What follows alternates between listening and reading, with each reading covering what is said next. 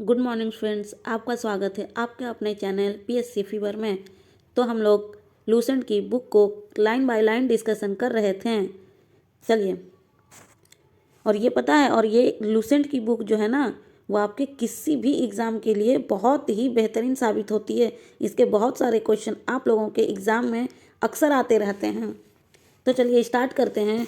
हम लोग अपने 10 क्वेश्चन से हम लोग अपने कल 10 क्वेश्चन का डिस्कशन किया था इसी बुक से, जो हम लोग रोज पढ़ते हैं। फर्स्ट क्वेश्चन क्या पूछी थी मैं कल? कल्याणी के चालुक्य वंश की स्थापना किसने की? शायद ये परसों के क्वेश्चन थे। ओके, कल के करते हैं। किसके नेतृत्व में अरबों ने भारत पर पहला आक्रमण किया था? तो किसके समय में किया था? मोहम्मद बिन कासिम के समय में। अरब आक्रमण के समय सिंध पर किसका शासन था? आप लोगों को मैं हर दिन एक एक लाइन करके पढ़ाती हूँ और मैं उसी में से क्वेश्चन करती हूँ। चलिए तो बताइए, अरब आक्रमण के समय सिंध पर किसका शासन था? तो इसका आंसर होगा दाहिर का। यमन उद दौला की उपाधि किसने धारण की थी? थर्ड नंबर क्वेश्चन है, यमन उद दौला की उपाधि किसने धारण की थी? तो महमूद गजनी ने। फोर्थ नंबर क्वेश्चन के आंसर फटाफट बताइए। महमूद गजनी ने भारत पर कितनी बार आक्रमण किया? तो इसका आंसर होगा 17 बार। गुलाम वंश, फिफ्थ नंबर क्वेश्चन, गुलाम वंश की स्थापना किसने की? इसका आंसर कुतुबुद्दीन ऐबक होगा और इसने 1206 ईस्वी में गुलाम वंश की स्थापना की थी। सिक्स्थ नंबर क्वेश्चन के आंसर बताइए। कुतुब मीनार को पूरा करने का श्रेय किसे जाता है? कुतुब मीनार को तो कुतुबुद्दीन ऐबक ने स्टार्ट किया था, लेकिन उसे पूरा करने का श्रेय किन्हें जाता है? तो इसका आंसर होगा कुतुबुद्दीन के दामाद इल्तुतमिश का। कौन थे इल्तुतमिश? कुतुबुद्दीन के दामाद। एट्थ नंबर क्वेश्चन का आंसर बताइए। खिलजी वंश के संस्थापक कौन थे? एट्थ नंबर क्वेश्चन, खिलजी वंश के संस्थापक कौन थे? तो इसका आंसर होगा Jalaluddin Firoz Khilji. Ninth number question, घोड़ा दागने की प्रथा की शुरुआत किसने की थी? तो अलाउद्दीन खिलजी ने। टेंथ और लास्ट नंबर क्वेश्चन, बहमनी राज्य के संस्थापक कौन थे? तो इसका आंसर होगा अलाउद्दीन बहमन शाह। चलिए, कल के तो क्वेश्चन के तो आंसर कंप्लीट हो गए हैं। अब आज के क्वेश्चन देखिए। आज के क्वेश्चन को नोट डाउन कीजिए आप लोग, जिसका आंसर आप लोग कमेंट की करके बताइएगा। क्वेश्चन नंबर 1, विजयनगर साम्राज्य की स्थापना किसने की थी? क्वेश्चन नंबर 2, विजयनगर साम्राज्य किस नदी के सामने थे? थर्ड नंबर क्वेश्चन, अष्टदिग्गज किसके दरबार में हुआ करते थे? फोर्थ नंबर आंसर, तालीकोटा का युद्ध कब हुआ? फिफ्थ नंबर क्वेश्चन, कश्मीर में हिंदू राज्य की स्थापना किसने की? सिक्स्थ नंबर क्वेश्चन, जौनपुर की स्थापना किसने की थी? सेवेंथ नंबर क्वेश्चन, सिख धर्म की स्थापना किसने की? एट्थ नंबर क्वेश्चन, तोपखाने का प्रयोग सबसे पहले किसके द्वारा किया गया? नाइन्थ नंबर की क्वेश्चन, बादशाह की उपाधि सबसे पहले किसने धारण की थी? और लास्ट नंबर क्वेश्चन, खानवा का युद्ध कब हुआ? ये 10 क्वेश्चन के आंसर आप लोग कमेंट बॉक्स में बताएंगे। और अब हम लोग आगे पढ़ते हैं, जहां हम लोग बाबर के बारे में पढ़ ली थी। आज से स्टार्ट करेंगे हुमायूं के बारे में।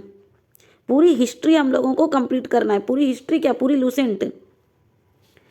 चलिए देखिए, हुमायूं की टाइम पीरियड क्या थी? 1530 ईस्वी से लेकर 1555 ईस्वी तक।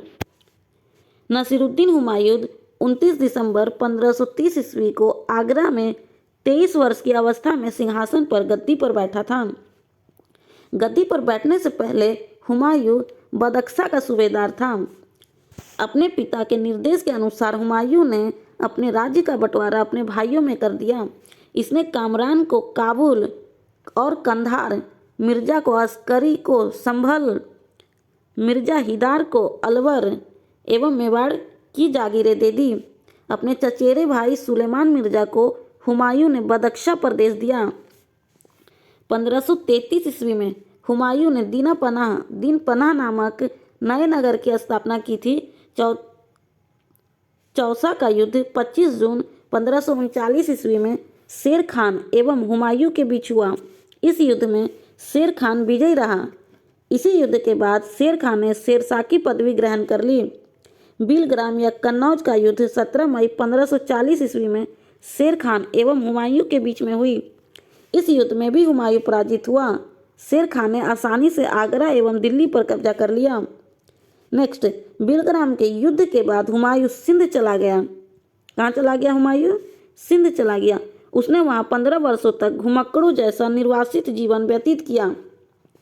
निर्वासन के समय हुमायूं ने हिंदल के आध्यात्मिक गुरु फारसवासी शिक्षा मीर बाबा दोस्त उर्फ मिर अली अकबर जामी की पुत्री हमीदा बानो बेगम से 29 अगस्त 1541 ईस्वी को निकाह कर लिया। कालांतर में हमीदा से ही अकबर जैसे महान सम्राट का जन्म हुआ। मतलब अकबर सम्राट अकबर की माता का नाम क्या था? हमीदा बानो बेगम। 1555 ईस्वी में हुमायूं ने पंजाब के सूरी शासक सिकंदर को पराजित कर दिल्ली की गद्दी पर बैठा। हुमायूं द्वारा लाए गए 4 प्रमुख युद्धों का क्रम है देवरा, चौसा, बिलग्राम, सरहिंद का युद्ध। 1 जनवरी 1526 ईस्वी को दीन पनाह भवन में पुस्तकालय की सीढ़ियों से गिरने के कारण हुमायूं की मृत्यु हो गई। क्या हुआ था ना, वो लाइब्रेरी की सीढ़ियों से गिर गया और उनकी मृत्यु हो गई। हुमायूं नामा की रचना गुलबदन बेगम के द्वारा हुई। किसके द्वारा हुई? गुलबदन बेगम के द्वारा। हुमायूं ज्योतिषी में विश्वास करता था, इसीलिए इसमें सप्ताह के 7 दिन 7 रंग के कपड़े पहनते थे। अब देखिए शेरशाह सूरी, ये बहुत ही इंपॉर्टेंट है टॉपिक। शेरशाह सूरी, इसके टाइम पीरियड थे 1540 से लेकर 1545। सूर साम्राज्य का संस्थापक अफगान वंशीय शेरशाह सूरी था। शेरशाह का जन्म 1472 ईस्वी में बजवाड़ा होशियारपुर में हुआ।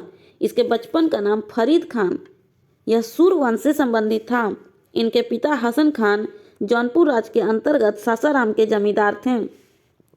फरीद खान ने एक शेर को तलवार के एक ही बार से मार दिया।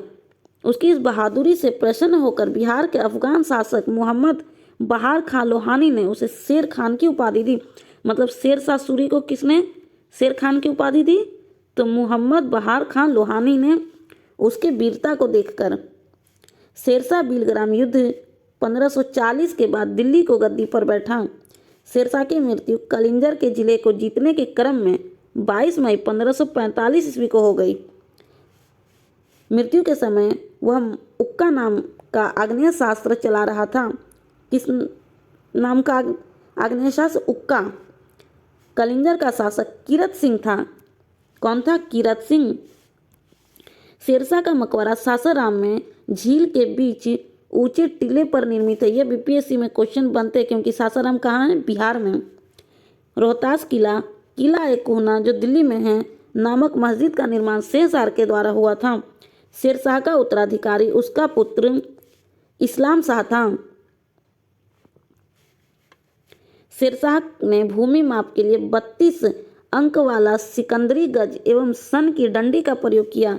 शेरशाह ने 178 ग्रेन चांदी का रुपया एवं 380 ग्रेन तांबे के दाम चलवाया। शेरशाह ने रोहतासगढ़ के दुर्ग एवं कन्नौज के स्थान पर शेरसूर नामक नगर बसाया।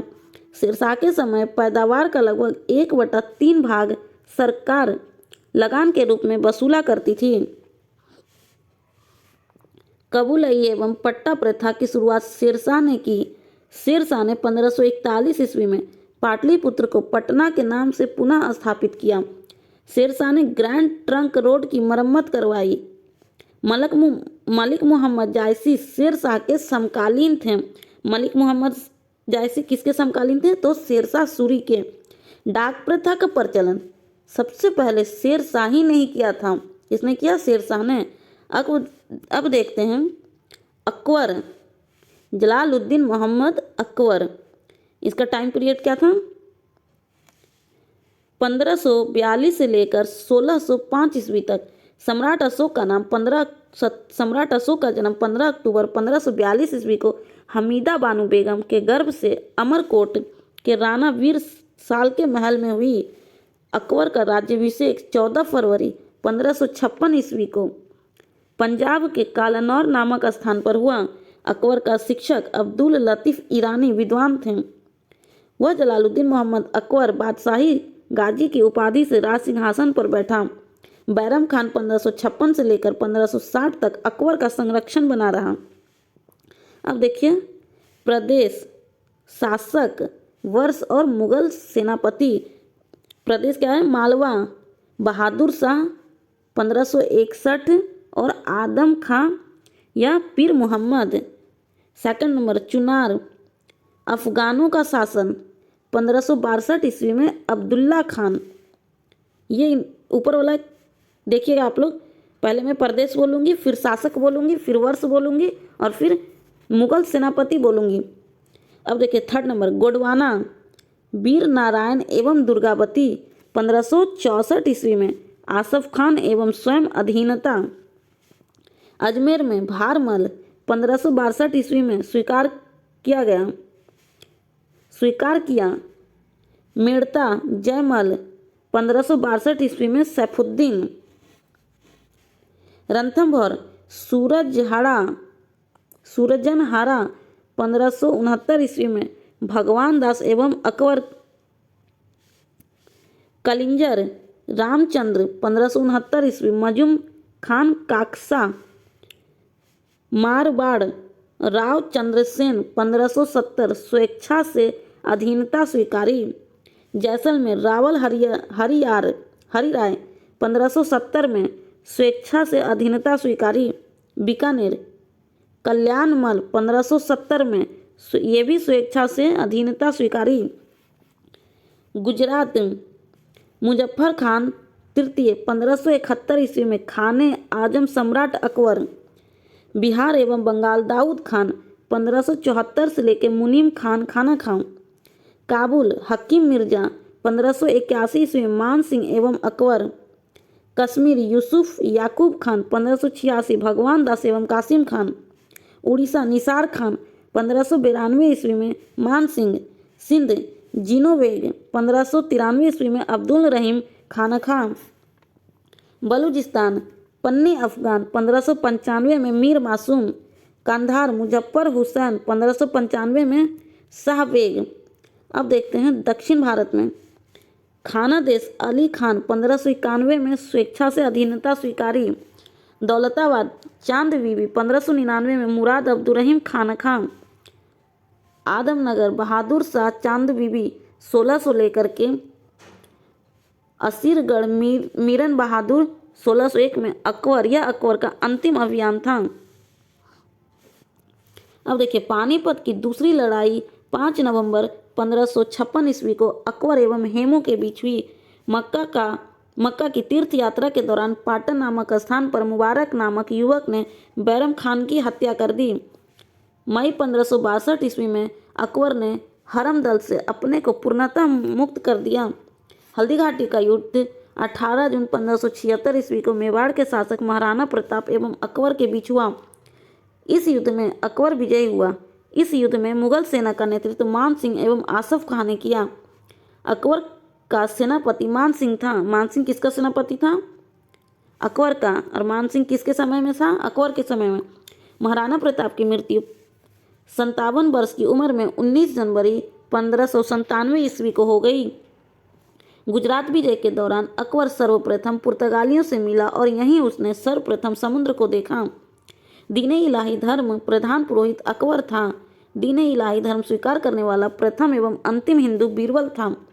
अकबर ने जैन धर्म के जैनाचार्य हरि विजय सूरी को जगत गुरु की उपाधि प्रदान की थी। राजस्व प्राप्ति की जब्ती प्रणाली अकबर के शासनकाल में प्रचलित थी।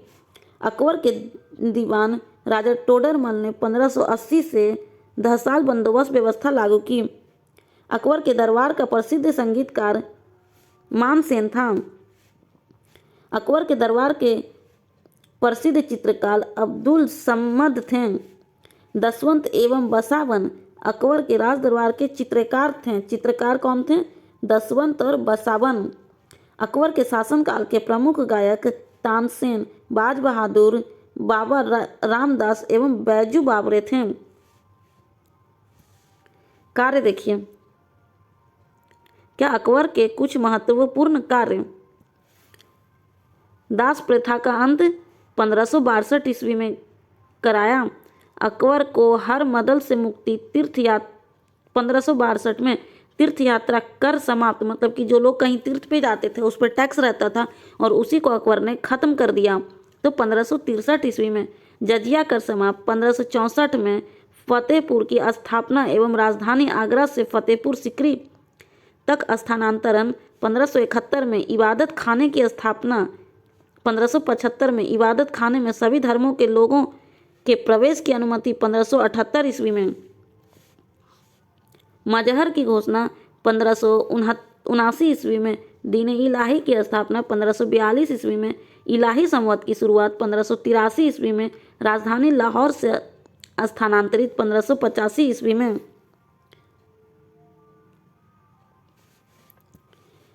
अकबर के शासनकाल में गायक तानसेन, बाज बहादुर, बाबा रामदास और बैजू बावरे थे। अकबर के शासन प्रणाली की प्रमुख विशेषता मनसबदारी प्रथा थी। अकबर के समकालीन प्रसिद्ध सूफी संत शेख सलीम चिश्ती थे। अकबर की मृत्यु 16 अक्टूबर 1605 ईस्वी को हुई। उसे आगरा के निकट सिकंदरा में दफनाया गया।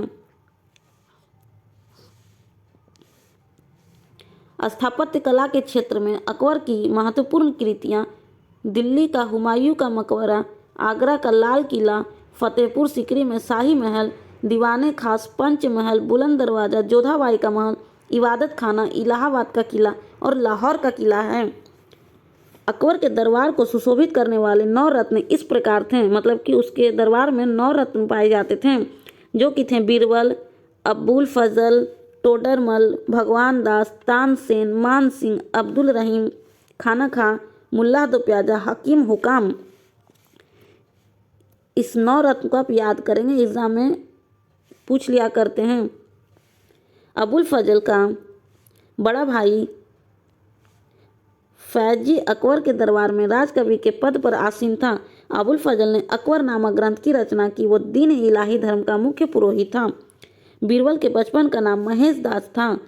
संगीत सम्राट तानसेन का जन्म ग्वालियर में हुआ। इसकी प्रमुख कृति मियाँ की टोडी, मियाँ का मल्हार और मियाँ का सारंग आदि। काष्ठभरण बानी विलास की उपाधि अकबर ने तानसेन को दी थी। काष्ठभरण बानी विलास की उपाधि अकबर ने किसे दी थी? 9 रत्नों में तानसेन, और ये उसके दरबार में संगीतकार थे।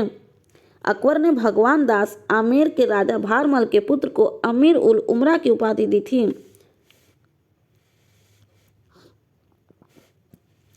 यूसुफ जाइयों के विद्रोह को दबाने के दौरान बीरबल की हत्या हो गई। बीरबल की हत्या कैसे हुई? यूसुफ जाइयों के विद्रोह को दबाने के वक्त हो गई। 1602 ईस्वी में सलीम जहांगीर के निर्देश पर दक्षिण से भारत की ओर आ रहे अबुल फजल के रास्ते में वीर सिंह बुंदेला नामक सम्राट ने हत्या कर दी। मुगल सम्राट अकबर ने अनुवाद विभाग की स्थापना की। नकीब खां, अब्दुल कादिर बदाऊनी, शेख सुल्तान एवं रामायण तथा महाभारत फारसी अनुवाद किया। महाभारत का नाम रजमनामा युद्धों की पुस्तक रखा। पंचतंत्र का फारसी भाषा में अनुवाद अबुल फजल ने अनवर ए सादात नाम से तथा मौलाना हुसैन फैज ने यार ए दानिश नाम से किया। अब बताइए पंचतंत्र की स्थापना किसने की थी? मैं बीच बीच में क्वेश्चन पूछ लिया करूंगी। अगर क्वेश्चन वो रिपीट होंगे तब बताइए पंचतंत्र की स्थापना किसने की थी? तो इसका आंसर होगा आपका विष्णु शर्मा। चलिए, तुजू के बाबरी का तथा फैजी ने लीलावती का फारसी में अनुवाद किया। फैजी ने नल दमयंती सूरदास द्वारा रचित थी। नल दमयंती किसके द्वारा रचित थी? नम दमयंती सूरदास द्वारा। कथा का फारसी अनुवाद में उल्लेख कर उसका नाम सहेली रखा। सहेली किसका था? फारसी अनुवाद तो दमयंती का। अकबर के काल को हिंदी साहित्य का स्वर्ण काल कहा जाता है। अकबर ने बीरबल को कवि प्रिय एवं नरहरि को महापात्र की उपाधि प्रदान की। बुलंद दरवाजा का निर्माण अकबर ने गुजरात विजय के उपलक्ष्य में किया था।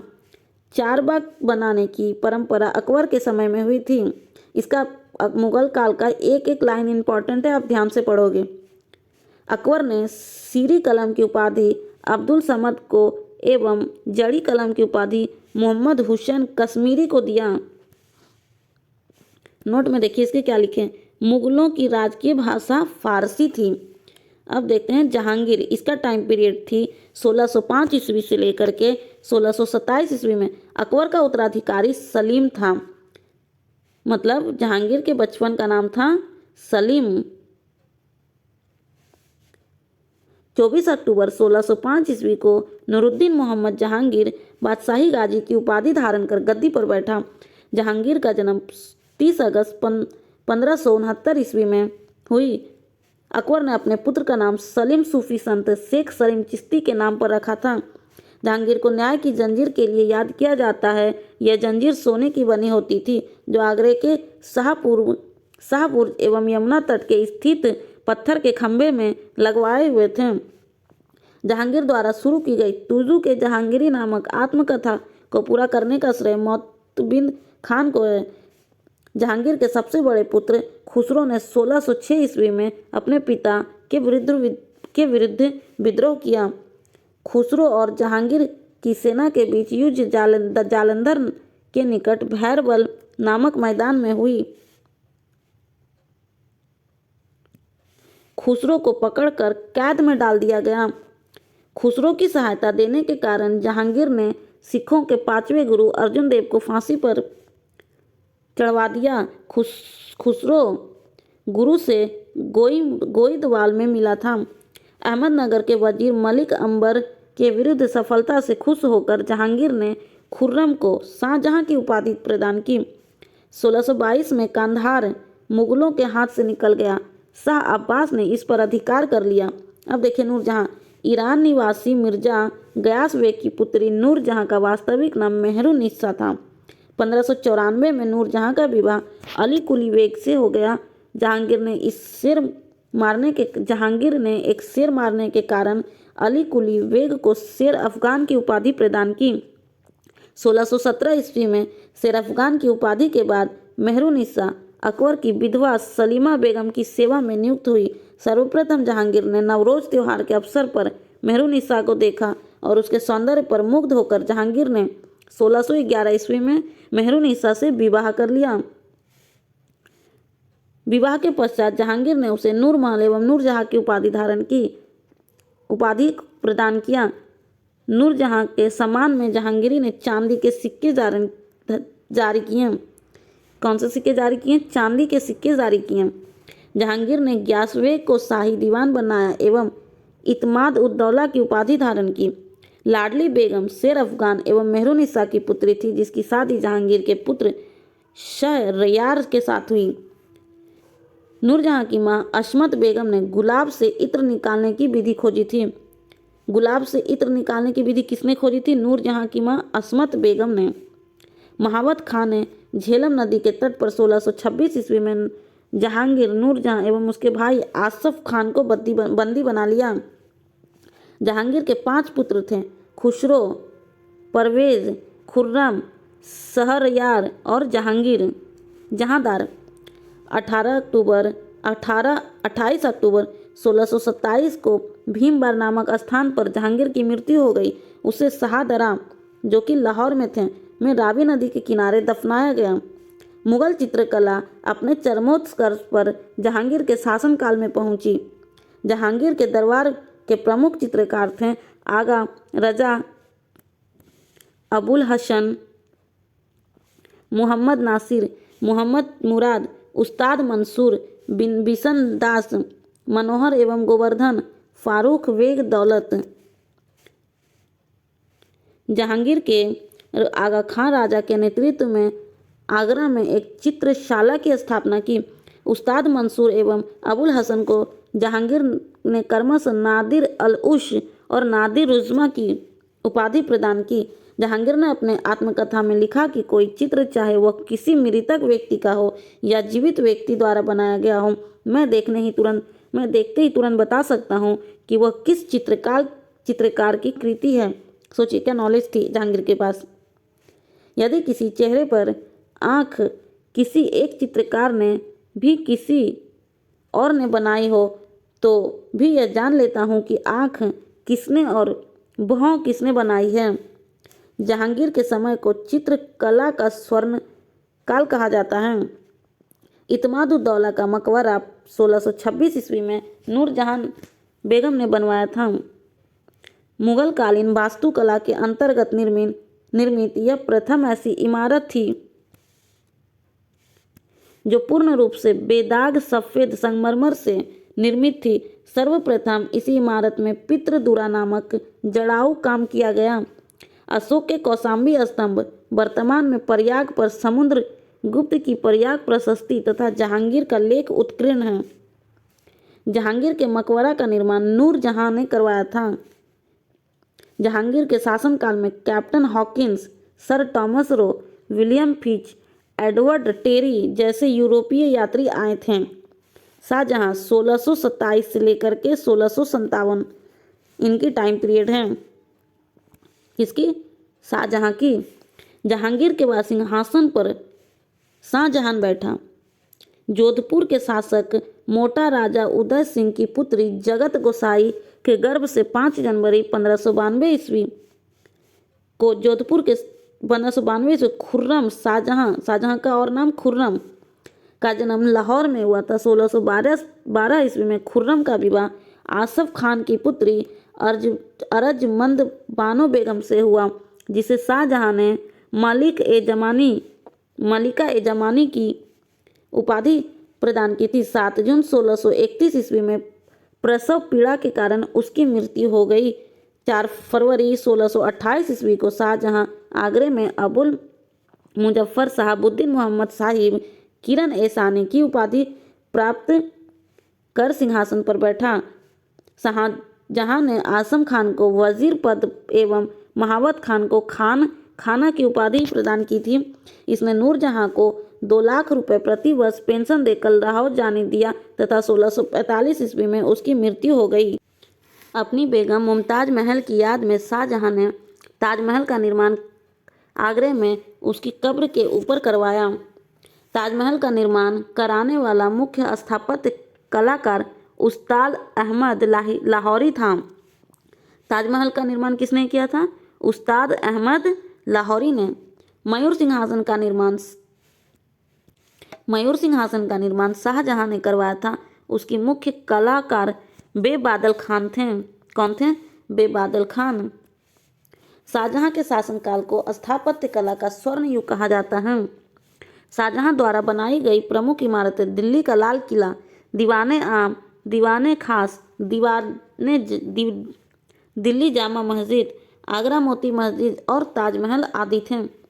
शाहजहां ने 1638 ईस्वी में अपनी राजधानी को आगरा से दिल्ली लाने के लिए यमुना नदी के दाहिने तट पर शाहजहांबाद की नींव डाली थी। आगरे के जामा मस्जिद का निर्माण शाहजहां की पुत्री जहां आरा ने करवाई थी। शाहजहां के दरबार के प्रमुख चित्रकार मोहम्मद फ़कीर एवं मीर हासिम थे। शाहजहां ने संगीतज्ञ लाल खान को गुण समुंदर की उपाधि दी थी। शाहजहां के पुत्रों में दारा सिकोह सर्वाधिक विद्वान थे। इसने भगवत गीता का योग विष्ट उपनिषद एवं रामायण का अनुवाद फारसी में करवाया था। इसने सर ए अकबर महान रहस्य नाम से उपनिषद का अनुवाद करवाया था। दारा सिकोह कादरी सिलसिले के मुल्ला शाह बदख्शी का शिष्य था। शाहजहां ने दिल्ली में एक कॉलेज का निर्माण दारुल बका नामक कॉलेज की मरम्मत कराई। सितंबर 1657 ईस्वी में शाहजहां के गंभीर रूप से बीमार पड़ने और मृत्यु का अफवाह फैलने के कारण उसके पुत्रों के बीच उत्तराधिकारी का युद्ध प्रारंभ हो गया। वह उस समय शुजा बंगाल, मुराद गुजरात एवं औरंगजेब दक्कन में था। 15 अप्रैल 1658 ईस्वी में दारा एवं औरंगजेब के बीच धर्मट का युद्ध हुआ। इस युद्ध में दारा की पराजय हुई और औरंगजेब जीत गया। सामूगढ़ का युद्ध 29 मई 1658 ईस्वी को दारा एवं औरंगजेब के बीच हुआ। इस युद्ध में भी दारा की हार हुई और औरंगजेब जीत गया। उत्तराधिकारी का अंतिम युद्ध देवराई की घाटी में मार्च 1659 ईस्वी में हुआ। इस युद्ध में दारा के पराजित होने पर उसे इस्लाम धर्म की अवहेलना करने के अपराध में 30 अगस्त 1659 ईस्वी को हत्या कर दी गई। शाह बुलंद इकबाल के रूप में दारा सिंह को जाना जाता है। 8 जून 1658 ईस्वी को औरंगजेब ने शाहजहां को बंदी बना लिया। आगरे के किले में अपने कैदी जीवन के 8वें वर्ष अर्थात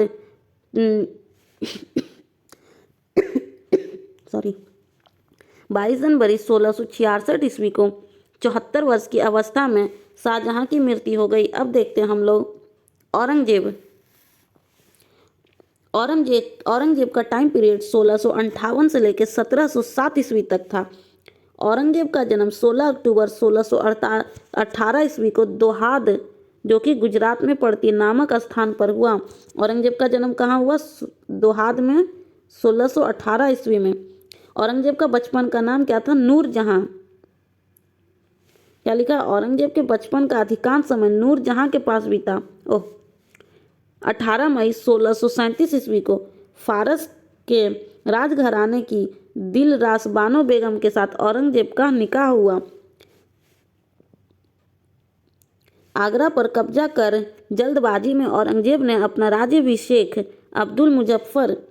मोइनुद्दीन मुजफ्फर औरंगजेब बहादुर आलमगीर की उपाधि 31 जुलाई 1658 ईस्वी को करवाया। देवराई के युद्ध में सफल होने के बाद 15 मई 1659 को औरंगजेब ने दिल्ली में प्रवेश किया और शाहजहां के शानदार महल में 15 जून 1659 को दूसरी बार राज्याभिषेक करवाया। मतलब 2 बार राज्याभिषेक इनका हुआ था। औरंगजेब के गुरु थे मीर मोहम्मद हकीम। औरंगजेब सुन्नी धर्म को मान्यता देता था और जिंदा पीर कहा जाता था। जिंदा पीर किसे कहते थे? तो औरंगजेब को जयसिंह एवं शिवाजी के बीच पुरंदर की संधि 22 जून 1665 को हुई। पुरंदर की संधि कब हुई? 1665 ईस्वी में। किनके बीच? जयसिंह एवं शिवाजी के बीच। मई 1666 को आगरे के किले के दीवानी आम में औरंगजेब के समक्ष शिवाजी उपस्थित हुए। यहाँ शिवाजी को कैद कर जयपुर भवन में रखा गया। इस्लाम नहीं स्वीकार करने के कारण सिखों के नवे गुरु तेग बहादुर की हत्या औरंगजेब ने 1675 ईस्वी में दिल्ली में करवा दी। औरंगजेब ने 1679 ईस्वी में जजिया कर को पुनः लागू किया। समाप्त किसने किया था? अकबर ने। और फिर इसने 1679 ईस्वी में शुरू कर दिया। औरंगजेब ने बीबी का मकबरा का निर्माण 1679 ईस्वी में औरंगाबाद, जो कि महाराष्ट्र में है, वहां पे कर दी। 1686 में बीजापुर एवं 1697 में गोलकुंडा में औरंगजेब ने मुगल साम्राज्य में मिला दिया। मतलब 1686 में बीजापुर को और 1697 ईस्वी को गोलकुंडा को औरंगजेब ने क्या किया? मुगल साम्राज्य में मिला लिया। मदन्ना और अकन्ना नामक ब्राह्मणों का संबंध गोलकुंडा के शासक अबुल हसन से था। औरंगजेब के समय हुए जाट विद्रोह का नेतृत्व गोकुला व राजा राम ने किया। 1670 ईस्वी में तिलपत की लड़ाई में जाट परास्त हुए। गोकुल को मौत के घाट उतार दिया गया। इसके बावजूद जाटों ने 1685 ईस्वी में राजा राम के नेतृत्व में पुनः विद्रोह किया। इन जाटों ने सिकंदरा में स्थित अकबर के मकबरे को भी लूटा। भरतपुर राजवंश की नींव औरंगजेब के शासनकाल में जाट नेता एवं राजा राम के भतीजा चूड़ामन ने डाली थी। औरंगजेब के समय में हिंदू मनसबदारों की संख्या लगभग 337 थी, जो अन्य मुगल सम्राटों की तुलना में अधिक थी। औरंगजेब का पुत्र अकबर ने दुर्गादास के बहकावे में आकर अपने पिता के खिलाफ विद्रोह किया। औरंगजेब ने कुरान को अपने शासन का आधार माना। इसने सिक्के पर कलमा खुदवाना, नवरोज का त्यौहार मनाना, भांग की खेती करना, गाना बजाना, झरोखा दर्शन, तुलादान प्रथा। इस प्रथा में सम्राट अशोक उसके जन्मदिन पर सोने, चांदी तथा अन्य वस्तुओं को तौलने की प्रथा थी। मतलब जितने भी मुगल सम्राट बने वो सभी बहुत ही अच्छे और शक्तिशाली थे, जिन्होंने हर बार सोचा कि हम अपने साम्राज्य का विस्तार करें। लेकिन ये जो औरंगजेब था, थोड़ी थोड़ी गलतियों की वजह से पीछे रहता गया। मतलब वो करना कुछ और चाहता था, हो कुछ और जाता था। चलिए आगे देखते हैं। यह अकबर के ज़माने में प्रारंभ हुई थी। आदि पर प्रतिबंध लगा दिया। औरंगजेब ने दरबार में संगीत पर पाबंदी लगा दी थी तथा सरकारी संगीतकारों को अवकाश दे दिया, मतलब छुट्टी दे दी। भारतीय शास्त्रीय संगीत पर फारसी में सबसे अधिक पुस्तकें औरंगजेब के ही शासनकाल में लिखी गई थी। चलो ये काम तो अच्छा हुआ। औरंगजेब स्वयं बीना बजाने में दक्ष थे। औरंगजेब ने 1665 ईस्वी में हिंदू मंदिरों को तोड़ने का आदेश दिया।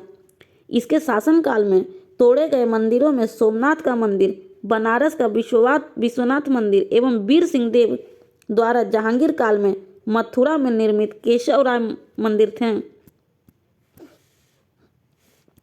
औरंगजेब की मृत्यु 20 फरवरी 1707 ईस्वी को हुई। इसने खुलादाबाद, जो अब रोजा कहलाता है, में दफनाया गया था। औरंगजेब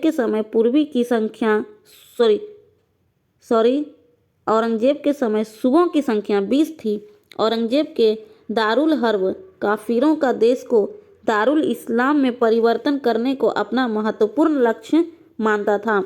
नोट में देखिए, औरंगजेब के शासनकाल में मुगल सेना में सर्वाधिक हिंदू सेनापति थे। अब पढ़ते हैं मुगल शासन की व्यवस्था, मतलब उनका शासन व्यवस्था कैसा था। मंत्री परिषद को विजारत कहते थे। बाबर के शासनकाल में वजीर पद काफी महत्वपूर्ण था। सम्राट अशोक के बाद शासन के कार्यों को संचालित करने वाला महत्वपूर्ण अधिकारी वकील था, जिसके कर्तव्य को अकबर ने दीवान, मीर बख्शी, सद्र एवं मीन समन में विभाजित कर दिया। औरंगजेब के समय में हसन खान ने सर्वाधिक 31 वर्ष तक दीवान पद पर कार्य किया। मीर बख्शी द्वारा सरखत नाम के पत्र पर हस्ताक्षर के बाद ही सेना को हर महीने वेतन मिलता था। जब कभी सद्र न्याय विभाग के प्रमुख का कार्य करता था, तब उसे काजी कहा जाता था। लगानहीन भूमि, मदद एवं मांस का निरीक्षण सद्र करते थे। सम्राट के घरेलू विभागों का प्रधान मीर समान हुआ करता था। अब देखिए मुगल काल के प्रमुख अधिकारी एवं कार्य, इसके पद और इसके कार्य। सूबेदार के कार्य क्या थे? प्रांतों में शांति स्थापित करना एवं प्रांत कार्यकारिणी का प्रधान, दीवान प्रांतीय राजस्व का प्रधान, सीधे शाही दीवान के प्रति जवाबदेह। बख्शी प्रांतीय सैन्य प्रधान। फौजदार जिले का प्रधान फौजी अधिकारी। आमिल या अलमगुजार जिले का प्रमुख राजस्व अधिकारी। कोतवाल नगर प्रधान। सिकदार परगने का प्रमुख अधिकारी। और अमील ग्राम के कृषकों को प्रत्यक्ष संबंध बनाना एवं लगान निर्धारित करना। सूचना एवं गुप्तचार विभाग का प्रधान दरोगा या डाक चौकी कहलाता था। शरीयत के प्रतिकूल कार्य करने वाले को रोकना, आम जनता के दुष्चरित्रता से बचाने का कार्य मुहतसिब नामक अधिकारी करता था।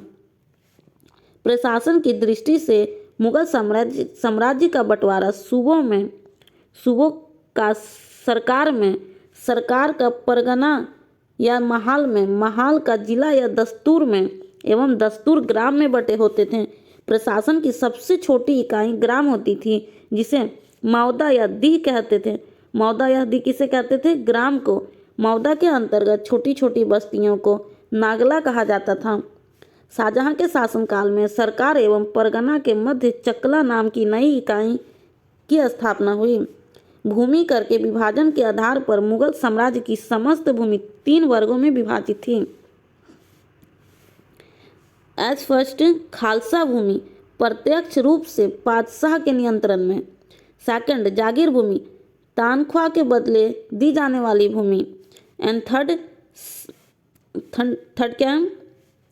सयुरगल या मदद ए मास, ये थे अनुदान में दी गई लगानहीन भूमि। इसे मिल्क भी कहा जाता था। शेर खान द्वारा भू राजस्व हेतु अपनाई जाने वाली पद्धति राई का उपयोग अकबर ने की थी। अकबर के द्वारा करोरी नामक अधिकारी की नियुक्ति 1573 ईस्वी में की गई। इसे सब अपने क्षेत्र में 1 करोड़ दाम वसूल करना होता था। 1580 ईस्वी में अकबर ने दहसाला नाम की नवीन कर प्रणाली प्रारंभ की। इस व्यवस्था को टोडरमल बंदोबस्त कहा जाता था। टोडरमल बंदोबस्त किसे कहा जाता था? दहसाला को। इस व्यवस्था के अंतर्गत भूमि को 4 भागों में विभाजित किया जाता था। पहला क्या थी? पोलज। इसमें नियमित रूप से खेती होती थी, वर्ष में 2 बार प्रति। इस भूमि पर 1 या 2 वर्ष के अंतराल पर खेती होती थी। चाचर। इस पर 3-4 वर्ष के अंतराल पर खेती की जाती थी। लास्ट में यह बंजर।